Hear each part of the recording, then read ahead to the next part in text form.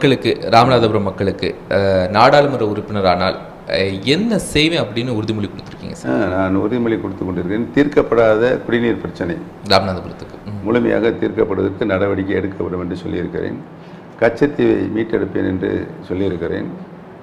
மக்களுடைய அடிப்படை தேவையான தரமான சாலை வசதி, தெருக்களில் உள்தெருக்களில் கிராமப்புறங்களில் இந்த சிமிடத்தல் அமைத்தல், கழிவுநீர் கால்வாய்கள் அமைத்தல், பொது சுகாதார பேணுதல், மகளிருக்கான தண்ணீர் வசதிக்கூடிய பொது சுகாதார வளாகம் உருவாக்குதல், தேவைப்படுகிற இடங்களில் சமுதாய கூடங்கள் நிறுவுதல், தேவைப்பட இடங்களில் முக்கியமான சந்திப்புகளில் ஸ்கைமாஸ் லைட் பொருத்துதல், மக்களுக்கு படித்த இளைஞர்களுக்கு பயிற்சி வகுப்புகள் நடத்தி மத்திய மாநில அரசுகள் உயர்பதிகள் போகக்கூடிய வழிவகைகள் செய்தல், இப்படி பல வாக்குறுதிகளை நான் கொடுத்திருக்கேன். இந்த நான் சொன்ன வாக்குறுதிகளை உறுதியாக நிறைவேற்றேன்.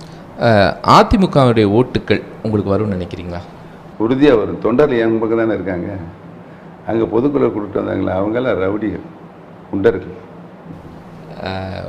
பலாப்பழ சின்னத்தை இந்த ராமநாதபுரம் மக்கள்கிட்ட கொண்டு சேர்த்தாச்சா? நீங்கள் நேராக வந்து பாருங்கள். ஈவினிங் நான் டூர் போகும்போது நம்ம அந்த கிராமத்துக்கு நுழையும் போதே வருகை இருக்கிற மக்கள் சின்னத்தை சொல்லி தான் வரவே இருக்கிறாங்க. பலாப்பழ சின்ன ஐயோ கோரஸாக பாட்டெல்லாம் பாடுறாங்க. அது இந்த ஸ்கூலில் படிக்கிற பிள்ளைங்க இருக்காங்களே, அவங்க ரைம்ஸ் வந்து கேட்டு பாருங்கள். இந்த அளவுக்கு கூடிய உறுதி ஒரே செகண்டில் போயிடுச்சு. நான் வந்து அந்த குழுக்கள் நடந்துக்கிடுச்சு, காலதாமதிச்சு. நான் திருவாடனை போயிட்டு இருக்கேன். திருவாடனை நெருங்கி ஒரு கிலோமீட்டர் தான் இருக்கும்.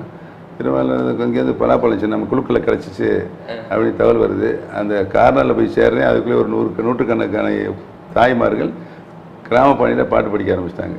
பலாப்பழத்தை கையில் வச்சுக்கிட்டு, அது எங்கிட்ட தேவை அந்த பலாப்பழத்தை சேர்த்தாங்க. அந்த சீசன் இந்த டைம்.